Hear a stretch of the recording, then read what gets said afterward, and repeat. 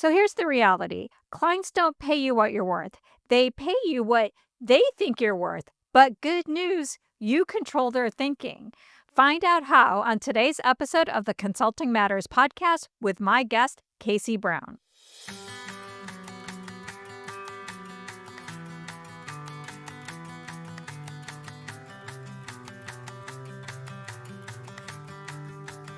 So, welcome to the Consulting Matters podcast. This is the show for purpose driven consultants and coaches who are ready to own the power of what they do and position themselves for greater impact and income.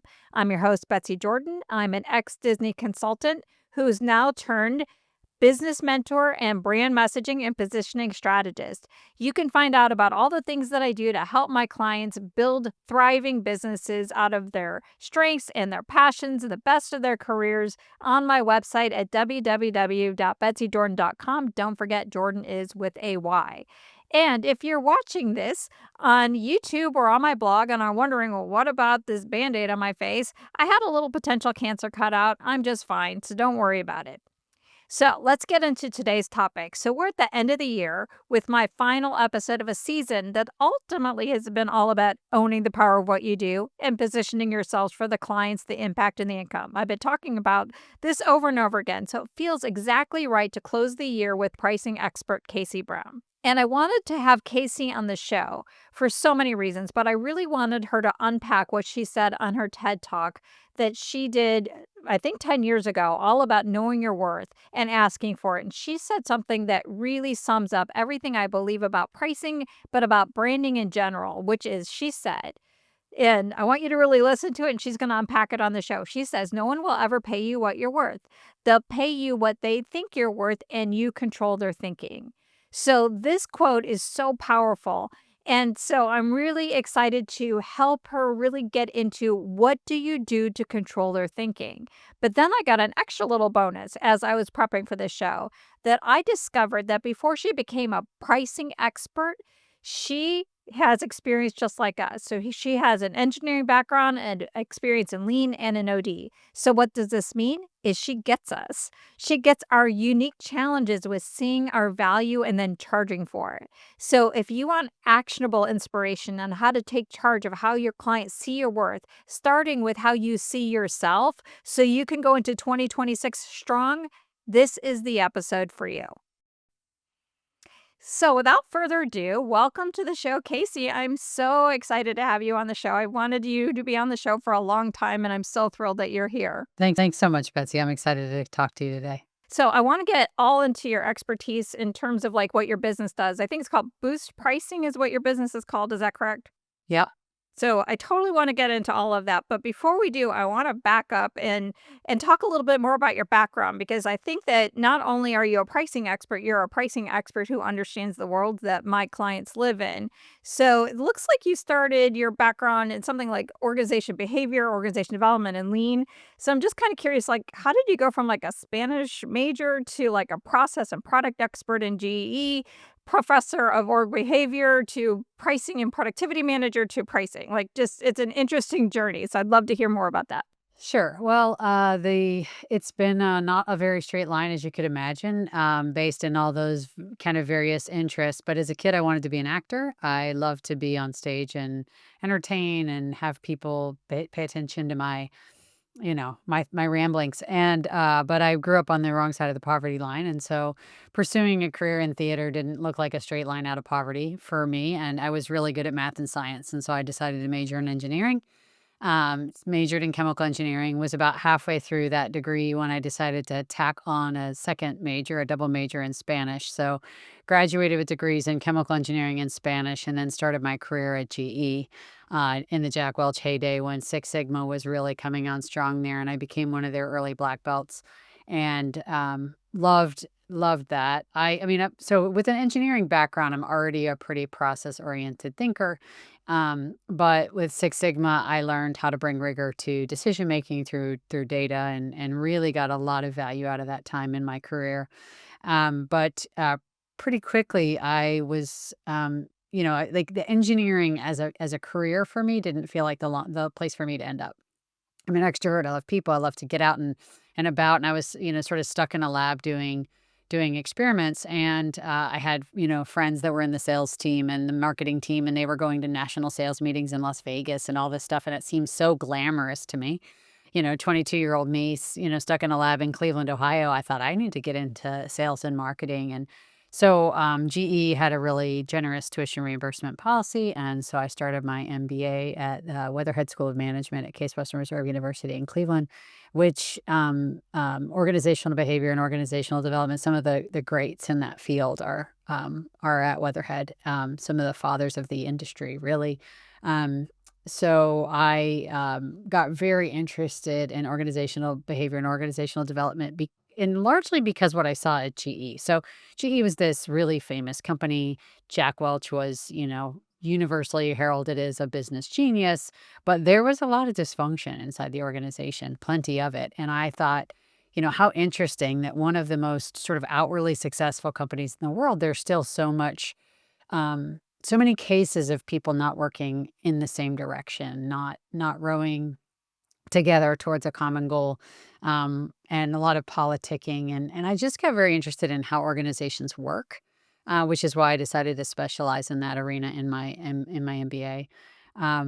And then sort of stumbled into pricing. Really, I did a rotation. It was a GE Six Sigma Black Belt was a rotational program, and I did this rotation in pricing and sort of fell in love with it. And I know we'll talk more about pricing later, but that's a little bit about this, like engineering to Spanish to lean to OD to then to pricing. So And I'm sure everybody who's listening would think, "You know what? What got me into OD and lean is, like, I wanted to be a performer when I grew up." Like, that's just such the heart of how we are. well, it's Um, funny now because a lot of my work now is being back on a stage and yes. speaking about this topic that I have passion for, which is pricing. But it's like it's all come full circle. So let's go back to your interest in pricing. So what was it about pricing that just sparked your interest that you just fell in love with? Like, what was it about that? And how do you see pricing and productivity kind of come together? It seems like you had both sides in your role when you were doing that for several years. Yeah, so pricing for me initially was so as I mentioned, I kind of did some rotations, and I had chased a role in the commercial side of the business. I wanted to get out of I had been in engineering and supply chain, and I thought I really want to get a little closer to the customer. I want to know who they are, what they care about, why they buy from us. And and sales and marketing were both a very interesting place to land for, a 6-month rotation, but neither one felt like the perfect fit for me. And then I did a rotation in pricing, and I just felt like it was everything I'd been looking for. It was this sort of intersection of art and science, Mm, intersection of people and process, intersection of data and psychology. So, and just a little bit more on this sort of data versus psychology thing. Like if you ever took an econ class or read an econ book, you'd see a demand curve in there, which, very mathematically and clinically, circumscribes the relationship between price and volume. Like if you charge more, you'll sell less. You charge less, you'll sell more. But it's not that mathematical and clear and clinical in the real world. There's a lot more nuance. There's a lot more gray. There's negotiating. There's bluffing. I think pricing's more like a game of poker. It's, uh-huh. everybody's, trying to hide, buyers are trying to hide how much they're willing to pay. Sellers are trying to hide how little they're willing to accept. Both sides are trying to evaluate the strength of their hand and guess at the strength of their opponent's hand. And it's a lot more nuanced and gray than some simple clinical mathematical relationship. And so but but at its heart, it's still a measure of value, Uh-huh. and that can be discussed, that can be, in many cases, quantified. Even when it can't be quantified with precision, we can speak, in a qualified way about the impact to an organization. And so I just all of that getting bundled together into one field just caught my eye, caught my interest, and I have had, since then, a 20 plus year love affair with this field. I never have gotten bored with it.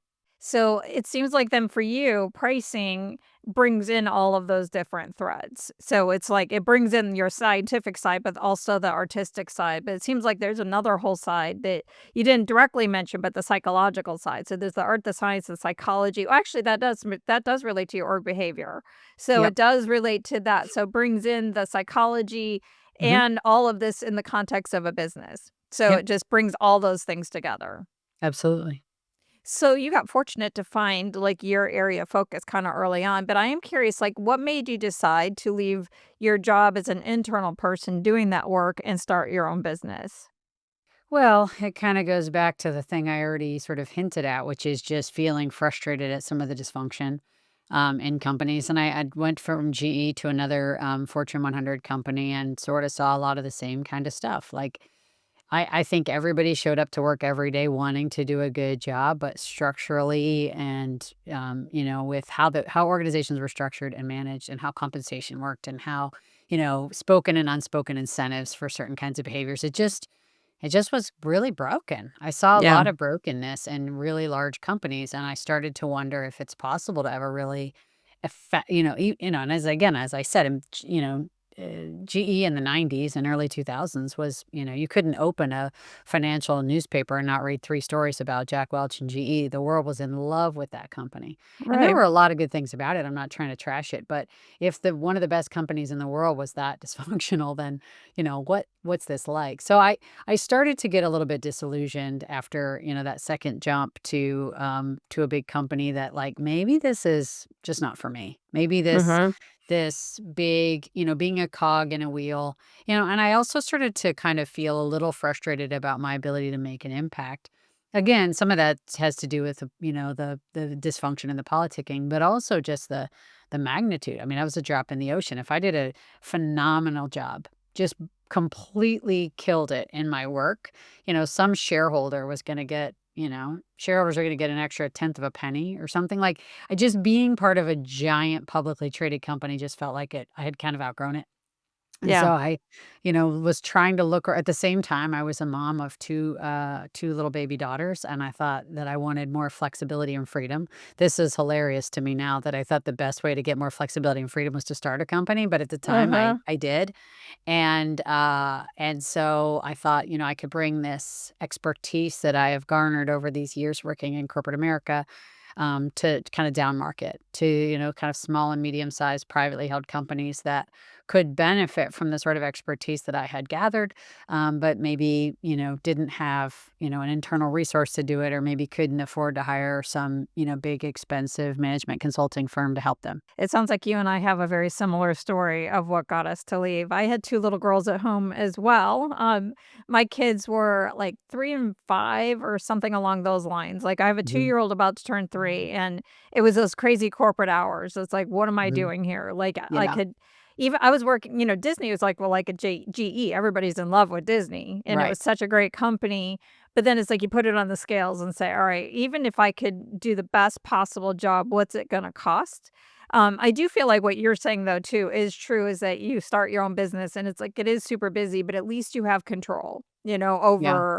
over your time. You have control over what you need to do. But it is kind of funny. We're like, oh, we'll get all this balance. Like the magical client fairy will just like bring people to us, and we don't have to work Yeah. for it, something like that. I So I don't regret starting the business for all kinds of reasons, but if I had made a decision on the, like, what's gonna give me the most flexibility and freedom, if I'd have really understood that, I wouldn't have started it because this has not been about flexibility and freedom as it turns out. I love it. There's lots of things that are wonderful about being an entrepreneur, but, you go from having one boss to 1,000. right. So if you were gonna go back in time and talk to your younger self, what advice would you give her when she was at that crossroads? What would you suggest to her? I don't know that I would say anything. I, I mean, I think anything I would say would probably dissuade younger Casey from doing it, and there has been so much benefit in my life from doing it, but the cost was high. The cost was high. I was on the road a ton when my girls were really small. It's not been a straight up into the right journey in business. There's been plenty of challenges and plenty of setbacks and plenty of personal costs for sure. So I just think I'd keep my mouth shut and say, go get it done. Yeah, so it's almost like you have 2 sides of you where it's like, I'm really glad I did it, but if I went back on time, like, "Oh, I did wish I would have known or didn't know this Yeah, because that would have been much harder." I think that's one yeah, of those 2020 hinds, like, "Ugh, I wish I could save myself from this decision." But the sure, reality is this decision is what got me to where I am yeah, today. So how do you feel bad about your decision? right. Um So I wanna get into your TED Talk if you don't mind. So you did a TED Talk back in, I think, 2018, 2019, is that correct? What time? 2015. Oh, 2015. Oh, wow, it's It's been a been while. 10 years. Yeah. Okay, I loved your TED Talk. I fell in love with, like, your whole philosophy of pricing listening to that one. I don't know how many times I listened to it years ago. Like, it's just, like, about knowing your value, but this one quote just stuck out to me, and maybe it's like it was your thesis of the whole thing, your controlling idea, but for me, it just solidified everything I believe about branding, where you have to take control of how we're seen in the marketplace, but also with pricing. So you said, and tell me if I got this right. You said, "No one will ever pay you what you're worth. They'll pay you what they think you're worth, and you control your thinking." Is that You the control correct? their thinking. You control No their one will thinking. ever pay you what you're worth. They'll only ever pay you what they think you're worth, and you control their thinking. So how did you come up with this insight? Where did this amazing phrase come from and this insight? Like, could you give me the backstory and other salient points of your TED Talk that you think would be beneficial for my audience who is struggling with understanding their worth and charging for their worth? I can't remember the way the words all came together, but the idea had been with me for a while, and I still very firmly believe this, which is, you can have the best product or service in the world. I mean, it can be lights out amazing, but if people don't understand that, if they don't connect with those value points, if they don't fully understand the greatness of what you do, they're never going to buy it. Or if they do buy it, they're gonna negotiate hard with you and underpay you for it. So, the idea that, like, having a great solution, like, that's just half the battle. It's just half the battle, and this is where I think there's a connecting point between pricing and brand and messaging too, because it's like getting the number right is half the solution. The other part of it is helping people have a context for that number, having them understand why that number is not only, something they should pay, but is fair and reasonable and appropriate for the value they get. It's like, is $1,000 a lot of money? Well, it's a lot of money for a dinner out. It's not a lot of money for a car, right? So, Mhm. absence of context, a number is meaningless, and this is where, it's our job as someone selling our services to help the customer have context for our value. And if all we do is sort of say, "Hey, here's what we do and here's the number," and we just kind of shove it out there, we're abdicating, I would say, our opportunity, but I would also further go our responsibility. We're abdicating our responsibility to have a role in shaping the customer's view of our value. And I think, and I have lots of opinions, and we can get into that if you want to, about like some of the how and the how not. But at the end of the day, the first step is to recognize that, it's incredibly important that we take an active role in shaping our customers' view of our value. And if we talk, and this gets to some of the other things I talk about in the TED Talk, especially for women business owners that tend to let the work speak for itself. They don't want to toot their own horn. But I would say, not just, I mean, especially in the spaces of things like lean and things like that, you've got a lot of, process folks, engineering folks. These are people who are not necessarily, um, and I say this as an engineer myself and with great love and affection for engineers, but this is not a group of folks that are like, let me, be, some kind of slick salesperson where I wine and dine and I tell my story and I beat my own chest about how great I am. These are people that generally do prefer to let the work speak for itself. And if they do great work, they think the rewards will come. But in my experience, customers are way too busy to slow down and fully understand your value if you don't kind of grab them by the ear and make them see it. And so that's really the genesis of that, what's behind that quote, which is, it's really our responsibility to help shape their perception of our value, because it isn't about our value, it's about their perception of our value that determines what's in our bank account. I love that. Can I make just, like, one shift of the phrase? Is that okay if I just make one shift in this phrase, and let's go back and forth on it, it's like shaping the thinking not of, like, our value, but the value of working with us. Like, what's the value we're contributing to their lives? Because I think what sometimes, like, with consultants and coaches and people who are in our world is, like, we think about our value, like, "Oh, I have this process and it's so valuable," but we're not connecting the dots, and I think what goes back to what you said about the context is how does working with you enhance what I'm trying to do? like, getting out of our own heads of saying, "Oh, this," because I have a lot of clients that say, "Oh, my five-step process is super valuable." But from a client's perspective, it's like, "I don't care about your five-step process. I wanna know what your five-step process is going to do for me." Does that make sense? Yeah, that's what I was kind of hinting at when I said I have lots of opinions about how to do that because too much of talking about value focuses on me, on my stuff, on what I do, on how I do it. And the customers, their favorite radio station is WIFFM. What's in it for me? Or what Right. WIIFM? They don't care about your solution. They don't give one hoot about it.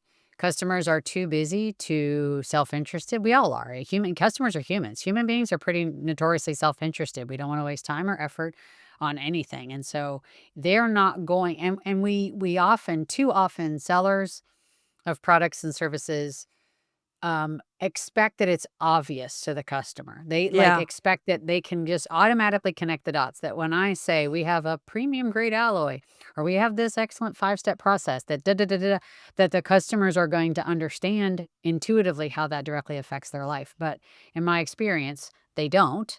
Yeah. They don't understand your solution and how it helps them as much as you do. And when you leave it up to them, they're not going to do it. And they're not going to do it right. Or they're not going to do a good enough job of it. So all they're hearing is you talk about you. And then all of a sudden it's like, then you say at the end of this process is going to cost $35,000 or 3,500 or 35 million, doesn't matter. And the customer's like, oh my gosh, that's a lot of money because you haven't done an adequate job of connecting it to why I should care about it and why I Right. should pay for it.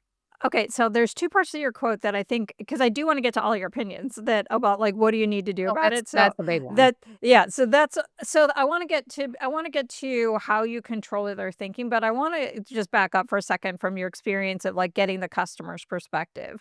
Is, like, Mhm. what influences how a client might think about what a consultant or coach does and what they're worth? Like, what shapes their thinking long before they even have a conversation about, like, "Oh, buy this for me." Like, how do they get influence? Like, what shapes their thinking on the front end where it's like, "Oh, I think that you're worth this," without you doing anything? I mean, it's super variable. The answer is it depends, right? Like maybe they've last coach or consultant they hired influences that. Mm, Maybe they have some kind of idea of like what they so there's a couple things. One is they might already have an idea of what this might cost, but they also might have a which might be faulty, but they also might have a faulty idea of what they even need. I've seen this a million times in coaching and consulting and generally speaking in professional services spaces. It happens in our company too. It's, customer comes and says, I need, X. And you're like, once you have asked 5 questions, you're like, you don't need X. That's not going to help you. That's not going to solve right. your problem. You need Y. It's, I say it when clients come to me and say, hey, we need this. And I'll ask questions and I'll say, what this is like is you going to the surgeon and saying, or the doctor and saying, my elbow hurts. I need surgery. It's like, well, let me diagnose, let me prescribe, because actually what you might need is physical therapy and not surgery at all. Like, let's get you the solution that actually helps you achieve what you want. So, one of the sort of faulty assumptions or beliefs sometimes people walk in the door with is they already know the how. And I would say for the coaches and consultants listening to this, that the most important thing is to understand the what they want, not how they think they're going to get it, what outcome they want and why that outcome matters. Now, that Mhm. why the outcome matters is another really important thing because too often where it's like, okay, what I want is a process that, a manufacturing process that has these, works this way because we're having this much waste, this much shrink, this much blah, blah, blah. I want this outcome. Okay, great. And we stop there. If we don't understand why that matters, and I don't just mean in terms of time savings or dollar savings. I mean in terms of emotional impact to the person you're sitting across the table from. You're going to really struggle to earn your full premium that you're really worth. It's like, what happens if you don't fix this?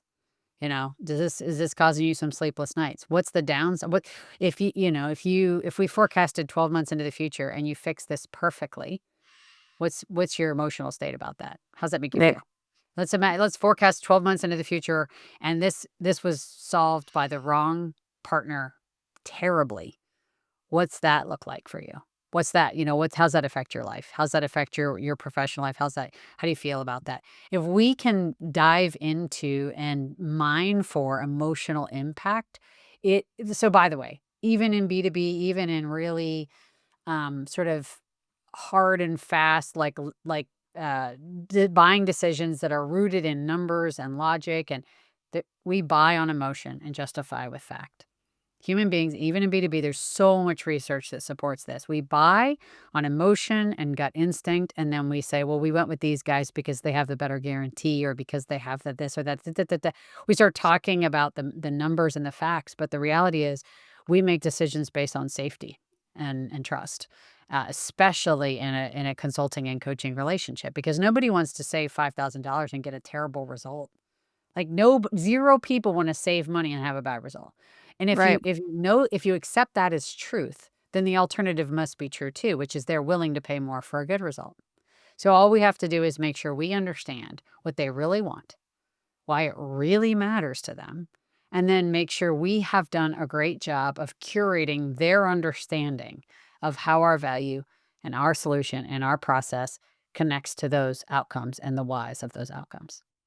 Okay, so I feel like you are stating in such better ways a lot of things that I just finished a whole podcast series on partnership setup is what I call it, and you just articulated like the essence of it so much better. I should have had you on earlier, but you and I are on the same page around this one. Is like I'll say like the client is never right. Like they can't possibly know what the solution is to their problem because A, they don't have the expertise and B, they're too close to it. Like, they don't know. Like, they just come in, it's like, "I want X," and it's like and I think that part of how you control their thinking is you control their understanding of how they're framing up what they're trying to accomplish. Move them away That's right. from a request to what's the real goal that's at play. And then Yeah. once you can have that clear with, here's what we're trying to achieve and here's why it matters, now I'm gonna insert myself into this picture. But Yep. unless this context is here, I'm gonna be focusing on like what the value of like whatever it is, my coaching hours, my coaching program, whatever it is, I'm going to try to price it against that rather than pricing it against the client's transformation of what's important to them in their words. And that's a very different thing. I'm not asking for the client to invest in my services. I'm asking for them to invest in their own transformation and then my partnership in that. And I think it's a very different perspective. Is that am I mirroring anything back at all? Like, are we resonating here? Yeah. Is there anything you'd change about what I just said? Nope. What else would you say in the conversation with a client that a consultant or coach needs to do to control their thinking about their value? Like, what other things? Well, I guess I wanna, acknowledge that some people first of all, and this is not an answer to your question, but it just made me think of it, and I'll circle back to your question, kind of react to the idea of controlling someone's thinking as if this is sort of manipulation or, um, exerting your muscle over someone. And I would say, especially again, when you talk about coaches and consultants, this is largely a group of people who did not get into the field because they love selling and they love having sales conversations and pricing conversations and negotiations. They love their craft. They love the Yeah. thing they're an expert in. And the selling is a necessary, they often many times see them as almost like a necessary evil. Like they have to do that part so they can get back to the fun part. And the reason I say that is there are already, in my experience in this field, some maybe unhelpful stereotypes people keep in their head about selling and sales. And so, and one of those is, selling is about trying to convince somebody to do something. And I have a very different definition of selling, which is that it's nothing more than making information available to people so they can make a prudent choice for themselves and their business. It's just helping people get what they want. If you Mhm. don't sell them your services that help them get what they want, then you have let them down. This isn't about manipulation. It isn't about, coercion. It isn't about making someone do something counter to their interest. If you're doing that, you're doing it wrong. So I say that because the words control your thinking could potentially like lead someone to believe that that's what I'm advising with that quote. It's not. It's really about taking an active role in shaping their understanding of your of your value. Now back to your question, which now I've totally forgot. What was it again? Well, I asked what does a consultant or coach need to do or say to control their, Great, great. but Yes. how about let's say it this way, to proactively To shape in a shape. Yeah. positive way Sure. thinking. Like So we I can think rephrase those words. the most important tool for that is questions. It's so funny. I think that again, this is an industry that is incredible at discovery and questions when it comes to the work, right? Like if they are asking, if they, in order to produce a great outcome for their client, they have to understand a lot about their business and about their processes and about what's working and what's not working. And there's a million questions. Consultants and coaches ask a million questions. I find that they don't ask as many or not nearly enough in the selling process. And it's because they go too quickly to let me tell you about our stuff. Let me tell you about our process. Let me tell you about our solution. Let me tell you about our proven techniques to uncover blah blah blah blah blah. Like we do too much talking, and it kind of goes back to that. Like enough about what enough about me. What do you think about me? Like we've Right. got to do a better job of getting in the language, hearts, minds of the customer and their problems and their pain points. And we're never going to be able to do that if we're doing all the talking. So I think more and better questions early as possible in the process, not just about their specific problem or challenge they're trying to fix, but again, the emotional layer around that. Why does that matter? Who is that Mhm. important to? What is, when's the last time, and they're like, oh my gosh, this thing keeps breaking and it's causing me all these problems and da da da. Like, tell me about a time that happened that was really, one of the most frustrating times that happened. Tell me a little bit more about that. I want to make sure I understand like the importance and the richness of this challenge for you. Like ask, and then or tell me more about that or how'd that feel? Or, he's like, "Oh yeah, my boss, I've been in his office 15 times in the last month talking about this problem." And blah, blah. Like, okay, and how's that feel? And sometimes people have a hard time going to emotional questions because they feel like it's taboo to talk about emotions, especially when you're solving some kind of rigorous business problem for someone. It is not. You have to find the way to ask the questions that are authentic to you. But like, a really easy is like, tell me more about that. There's nothing offensive or intrusive about tell me more about that. Anything else about that? Oh, how that man, that sounds like it would have been really stressful. How'd that feel? Like just ask more questions. And this isn't all about emotion, but questions are also an incredibly important way to diffuse the resistance that arises in a sales process. Because everyone loves to buy, but they hate to be sold to. Mhm. Everyone loves to buy, but they hate to be sold to. So as soon as you're in a dialogue with a customer about their problem and you're talking about if you're talking and talking and talking and talking about your stuff and your numbers and your this and your that, they're sitting there listening to you through a lens of judging that information. I agree with that. I agree with that. Yep, that's right. Oh, I don't think we need that. Oh, that sounds like I've heard that before. If we start to discuss and negotiate, and we're talking about pricing, and I say, oh my gosh, that's outside our budget, and you just start kind of coming at me with like, well, but it's a guaranteed, and it's a great 5-step process, and it does this and it does that. Now I've pushed a little bit against you, and you've pushed right back against me. And now we're engaged in this sort of battle of wills, this conflict. Questions are the most effective way to disengage that conflict because our brains are literally wired to answer a question. There's something called instinctive elaboration, which is where our brains are hijacked by a question. They're physiologically incapable of contemplating anything else but that question for a second. So if I say to you, Betsy, what color's your shirt? For a second, half a second maybe, your brain was occupied with that question. My shirt's red. Why is she asking me about the color of my shirt? I don't know. What color is my shirt? You didn't think, I agree with what she's saying with pricing. You didn't think, what am I having for lunch later? You did. Questions are also very powerful from a sort of behavioral psychology, perspective in terms of it's when I ask you questions and we're engaged in an inquiry, it becomes you and I versus the problem instead of you versus me. Yes, So, and I love questions that are super too. powerful. But it doesn't sound like you're just asking questions, it sounds like you're really deeply listening for the answers, and For I think. sure, and then asking the next question that's the most logical it's actually connected. It's not like I have my list of I don't have a survey I'm running through my list of questions with you. I'm asking that first question, and as soon as I hear something that makes me go, "Huh, that's really interesting," I'm pulling at that thread. And I think that's a big difference because I think a lot of times, like in the sales process, like a consultant or coach might go in and say, oh, I have to establish my credibility. So I'm going to show what I know. So I'm going to try to solve the problem like on the spot. And so they're asking almost the wrong questions and they're asking them like they're worried more about the questions than the listening for of like in that Mhm. moment. And it feels Yeah. like at the beginning, it's like, don't give this is not a free coaching session, so we're not coaching somebody, so we're not saying, "How does it make you feel?" Like, it might be like in a therapy session, like, we're not doing Right. that kinda thing. It's that we wanna bring clarity in this initial conversation. We're like, "Why are we here? What's your goal? Why does it matter? And what how can I help?" Like, that's basically it.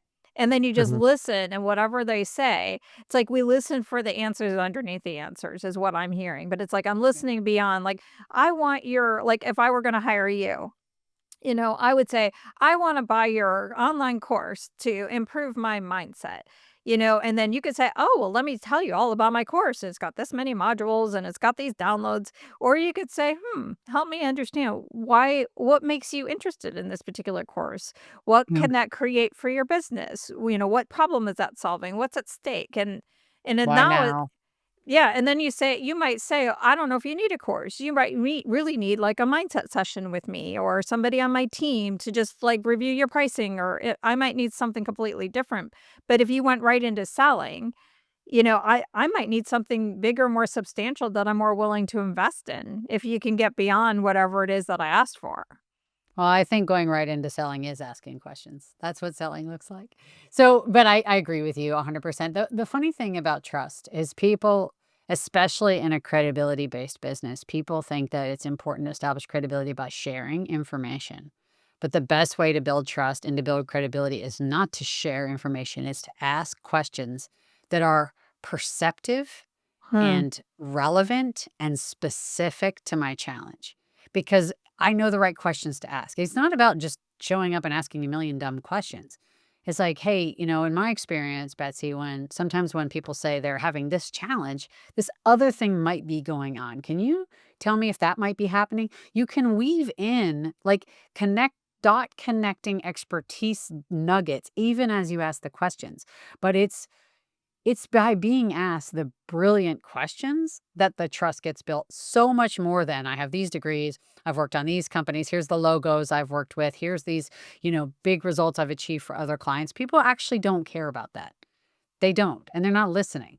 What they care like we are very obsessed with our own problems. And as soon as someone asks me questions and makes me feel seen and heard authentically and deeply about the challenge that I am facing, that's my partner. That's who I'm hiring. You've used the phrase quite a bit around, like, "in my experience." Is that, like, part of your toolkit that you teach your clients around, like, using, like, "in my experience, I think this," or "in my experience"? Like, you've used that as you I model like this? when I like that is when you may be challenging someone, I think the best questions are not layups. They can be kind of piercingly like it's I always say this too, like nobody ever hires me to just agree with them.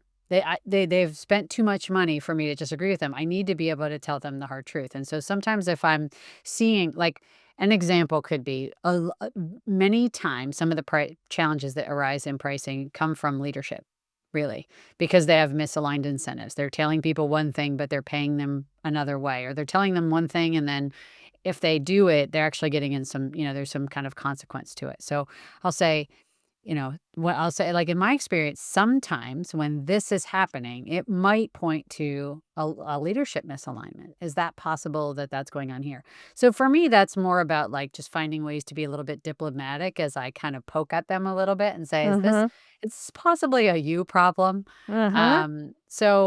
I think, and this is less about use these words. It's less about say the words in my experience, but it's more about I think the lesson in that is find ways to respect your personality and respect your style. Don't try to be someone you're not. Don't try to be like, "Oh, I listened to this podcast and Casey Brown was on with Betsy and she said say these things, so I'm gonna say those things."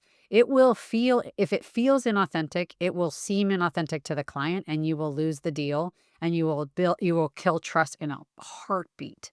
It must be authentic. So for me, I've just found the kind of the phrases or the way that feels comfortable to me to speak that I think gets my point across and gets my, expertise understood while still trying to be diplomatic and humble in the right ways. So, it's just my words that I've used, but I don't have, like, a list of things, like, say these things or don't say these things. It's more speak authentically to your personality and style and be curious and be humble. I think that you're bringing up a good point that on a couple fronts is like one, you can't just like mimic what somebody else is doing and make it your own. You have to like really understand the principles behind it. And your principle behind it is I want to use a diplomatic way to open up the door to kind of consider other possibilities that the client might not have thought about. For you, that phraseology works. You can't just like mimic somebody else. But I think the other thing of what you're saying is that you can artfully guide a conversation to where you need to go using your expertise without coming at it like direct. Like, are you struggling with this? Like you could say, I wonder, with like with a lot of my clients, they struggle with this. Does this resonate with you? And you can plant those seeds to move the conversation to where you need to go, but just make it your own. I think that that's a really good caution. It also, that and you phrase it slightly differently, but it's basically the same. Like in my experience or some of my clients, is sort of can create a safe opening for someone to admit something isn't working because it's like it creates social proof. Like, yeah, other clients have sometimes struggled with this as well. Like it creates a bit of a safety to say, yeah, this is really something we're struggling with, or we've tried 10 different things and none of it has worked. Like, yeah, we've run into that a lot with our clients because and it's a challenging problem that you're up against because X and Y and Z. And so you're sort of commiserating and it's Mhm. that sort of active listening, right? Like they're telling you something and you're reflecting it back to them. And you can do that in ways that still signal your expertise. And I like that you add on the extra thing, like what like I call it like framing and empathy. Is like I frame up the problem and then I put the emotional label like, wow, like, it sounds like you're dealing with this, this, and this, and ultimately you want to achieve that. And did I get that right? And it's like, if so, like, wow, that's a really big deal. That must be really difficult. And then they're like, yeah, you totally get me. Once I get that like, oh my gosh, yes, now the client's settled and now they feel heard, and now we could have the conversation around, like, "Now let's talk about solving your problem," because they feel like I understand. But if they don't feel like I understand, then they're gonna keep, like it's gonna go into a weird kinda conversation, and I think that that's a yes, yeah, that's a great You're pushing visual. and pulling against right, because then they feel like they gotta keep explaining or repeating or saying it differently because you haven't quite gotten it yet. Even if Yeah. you have got it, but if you haven't sort of said it back to them and make sure and just sort of check understanding that there is, then they're gonna continue to try to sell or to sell you on their problem. And once you've bought their problem fully, then you can start to talk to them about selling them a solution. But until you've bought their problem, you can't sell their solution. So on your website, you have like a three-part process where you talk about the beliefs, the behaviors, the results. Like, so it seems like we've talked a lot about like, what do I need to believe differently to charge my worth around like, I need to change my understanding around like what sales is. I need to change my understanding around like what controlling their thinking is and why it's in their best interest. I need to change my beliefs around where I establish my credibility. We hit a lot of those. What behaviors will I do differently? Now I'm in this session and what results? Like, how do you Sure. get to that magic number that or is you said there's an art and science to the whole pricing, but it's like, Yeah. how do you teach your clients about, like, what type of pricing they should choose, and how do they what are their behaviors around picking those prices? I don't Oh, know if we that's don't teach that. are We those actually the don't teach that oh, because I am not the right person to tell them what to charge, and I don't know how to tell them to make that decision. What I know is that and because one of the beliefs we didn't talk about that I'll just mention because we have spent a lot of time on beliefs, I don't want to spend too much more time on it, but is fear.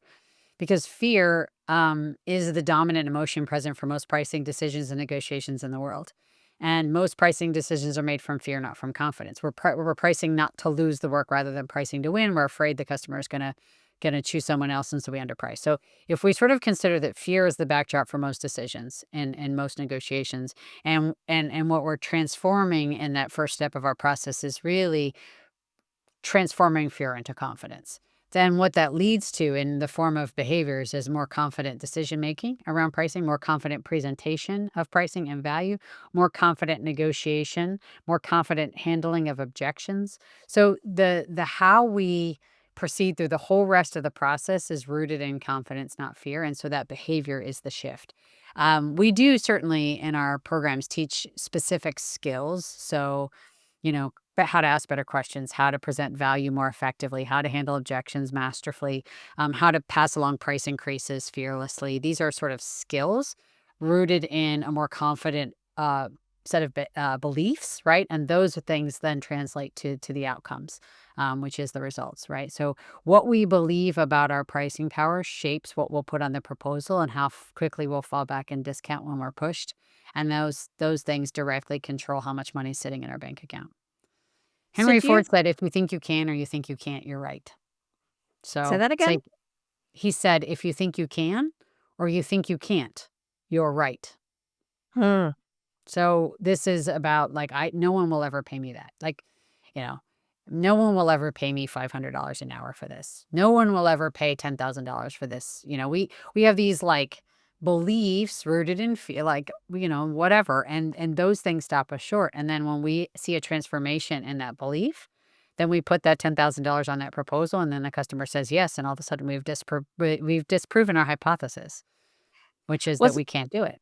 Wasn't it Henry Ford who has that quote about, like, the mechanic who goes in and fixes the car, and it took him, like, a minute, and do you know the story I'm talking about? I don't know it from Henry Ford, but I know it from lore. Like, yeah, there's somebody, I've heard it lots of different ways. There's a very, this manufacturing process has been broken down for 3 weeks. They've sent in every engineer. It's costing them $10,000 a day. And they finally call this one expert. He comes in, he writes an X on this one little spot and says, do it, tighten this.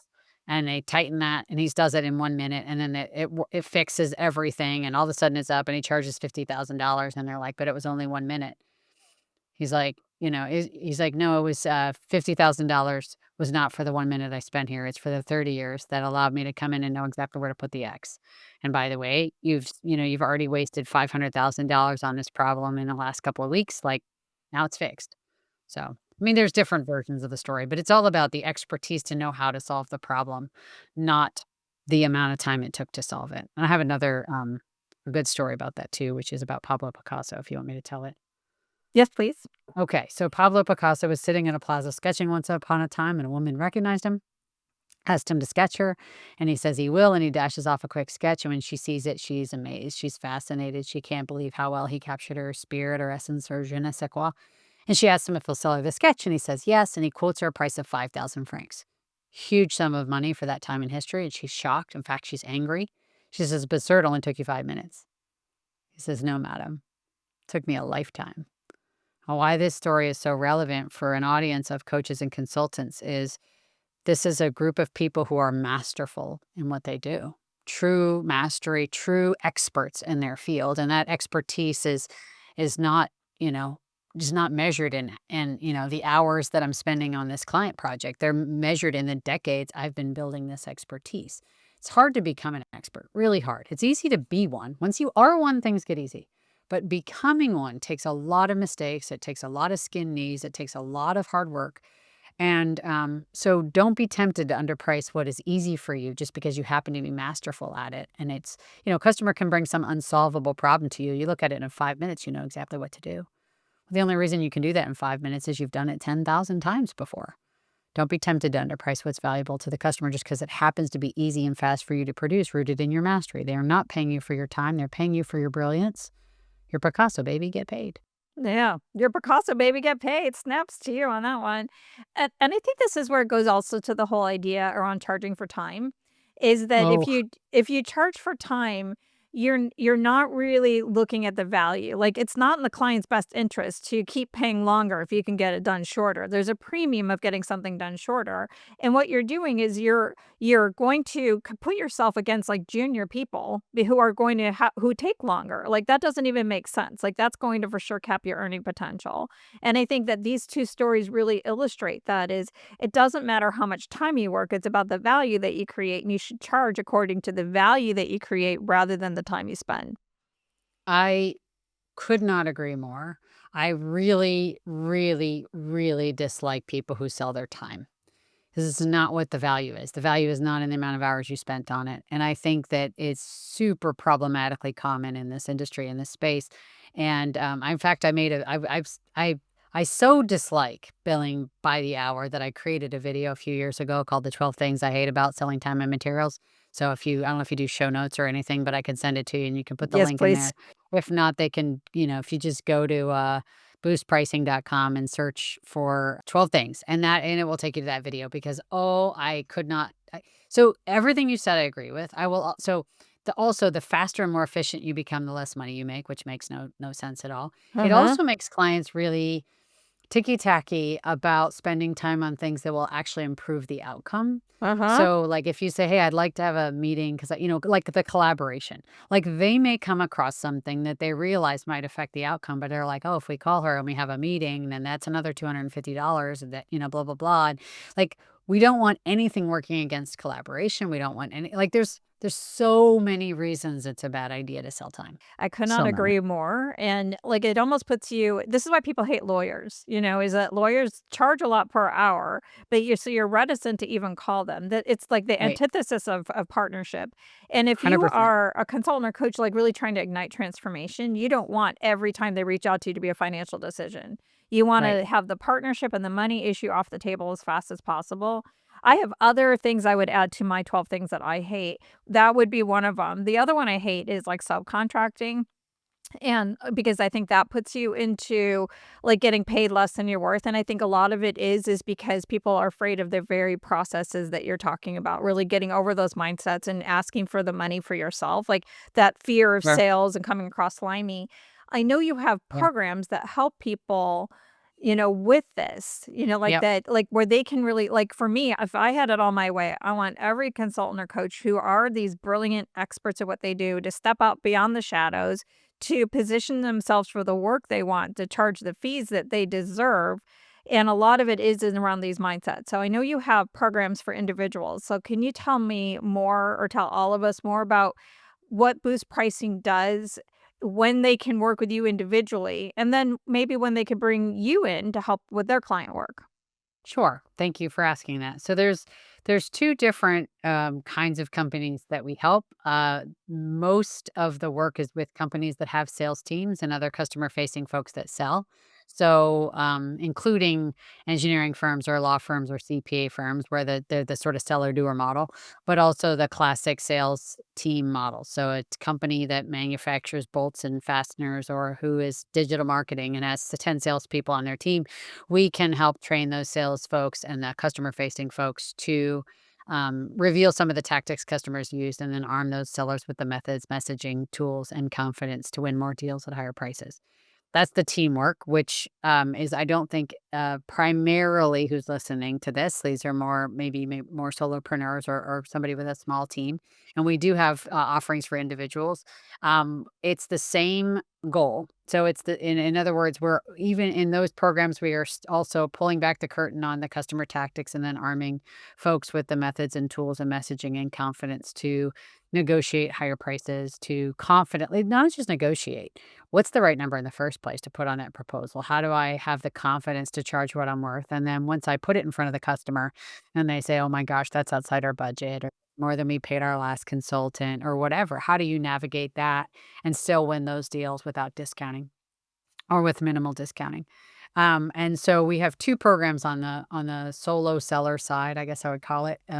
Founders who sell, sales teams of one, solopreneurs. If you're in that spot, then we have two different programs we do for you. Actually, I guess there's a third I'll mention. The primary one is a cohort based program. It's a 10-week program, which is it's live instructor led. It's over Zoom for 10 weeks, and they can join a cohort. We usually run 2 to 3 of those per year, so could sign up for a cohort with us. The if that is either from a time or a money perspective not aligned, we have a DIY version, which is just an online course only. You can take this course, sub $500 offering, to learn the core concepts that the cohort program is built around. The main difference between those two offerings is that the DIY program is a course only, whereas the other program allows for live, um, breakouts, brainstorms, role play, identifying opportunity, accountability, live coaching by our team. So it's just an extra layer of development of those skills.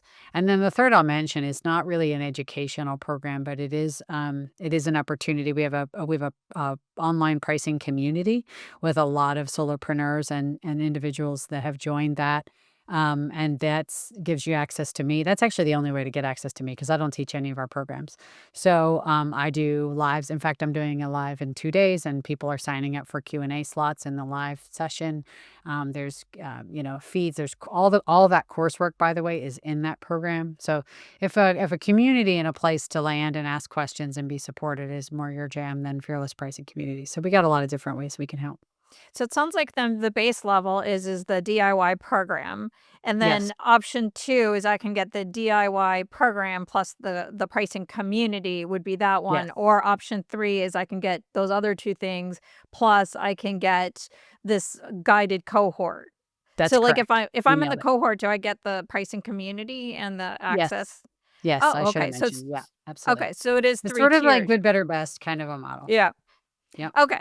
So, what did you say about price aligned? What was that phraseology? Like, if this one's not aligned, then you can do. If this isn't aligned with your sort of budget and your time Uh, resources and things like that, because sometimes it's, people are like, "Oh my gosh, 10 hours, 1 hour a week for 10 weeks, I don't really have that time," or if when we schedule the cohort doesn't work for you, sometimes it just doesn't work.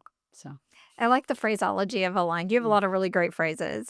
Um, thank you. Words matter a whole lot to the success in this arena because, so, again, it's back to that context. is there anything else you want to tell me about like pricing, mindset, or commanding the fees that you deserve?